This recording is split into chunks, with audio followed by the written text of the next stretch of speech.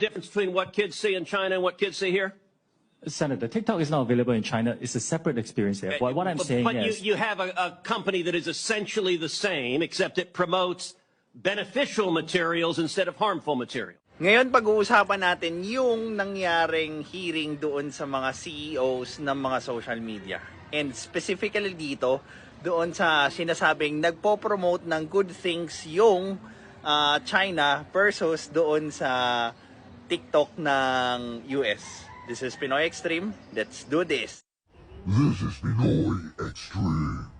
That is not true. We have a lot of science and math content here on TikTok. There's so much of it. Created a stem feed for 100 billion views. Let me point to this, Mr. Chu. There was a report recently that compared hashtags on Instagram to hashtags on TikTok. Wala na. Nag-verbal diarrhea na lang yung mga senators dyan actually. First and foremost, hindi nila alam kung paano gumagana yung algorithm ng mga social media. Diba? Usually, ito na lang yung pinaka-basic explanation dyan. Kung ano yung madalas mong sinesearch or yung mga madalas mong pinapanood, of course, yun yung ibibigay ng algorithm ng social media na ginagamit mo. Diba? If for example, gusto mo parating pinapanood yung mga prank, yung mga walang kwenta, yung mga walang basura, malamang madedetect yan ng algorithm using hashtags, if not other method. At yun yung ipapakain sa'yo kasi nga, yun yung madalas mong gusto. Eh bakit nga naman siya magpo-promote ng mga educational videos kung hindi mo naman siya panonoorin? Anong use? Kaya nga, ang mga social media, kung mapapansin nyo, may age restriction yan. Hindi dapat basta-basta nakakagamit ang isang minor de edad ng social media kasi halo-halo yung nakalagay dyan and kailangan silang minomonitor ng magulang. Ngayon, yung mga magulang kasi, di ba? Well, back then, before, I was somewhat realized it and I was guilty of it too.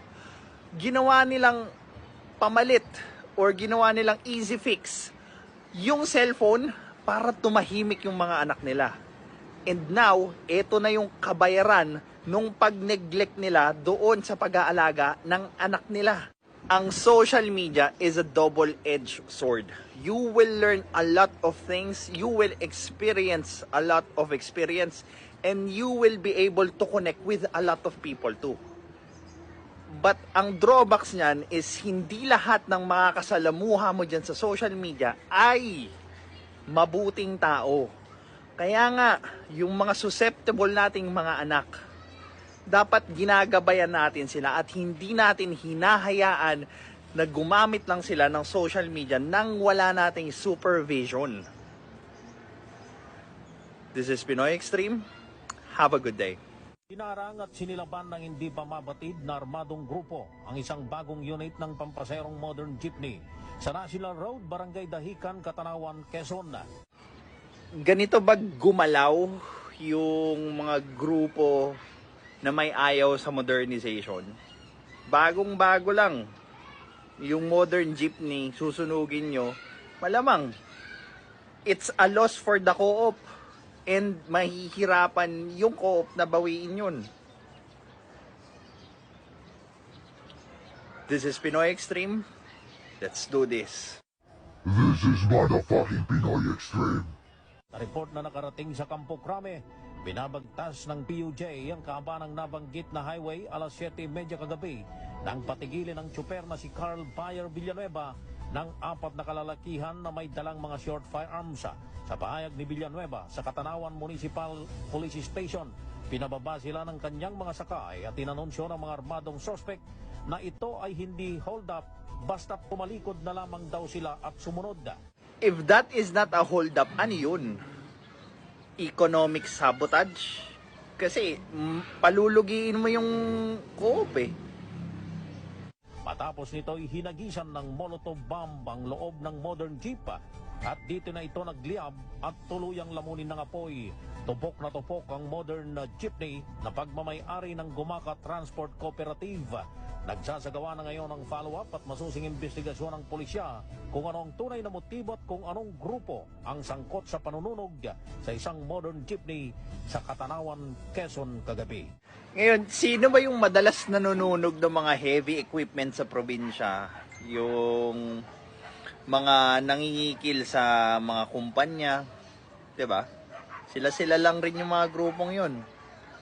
Tapos, eto pa, kaninong grupo sila pumapanig dito sa usapan na to?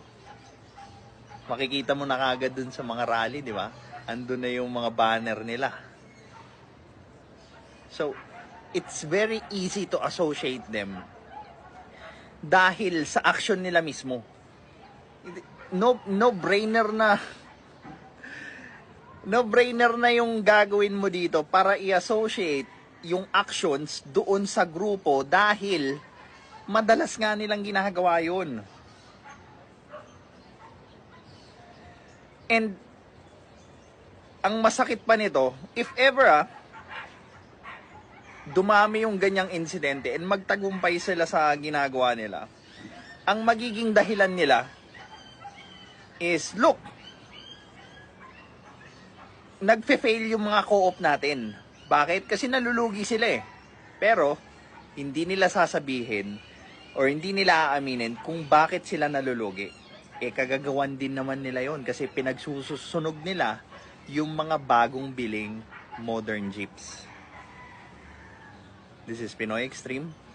Have a good day. So, ngayon ang pag-uusapan natin different types of memory or different types of retrieval of the memory. This is Pinoy Extreme. Let's do this. This is Pinoy Extreme.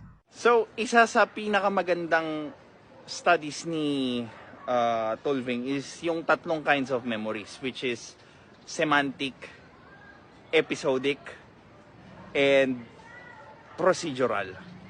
Ngayon, ano ba yung semantic muna?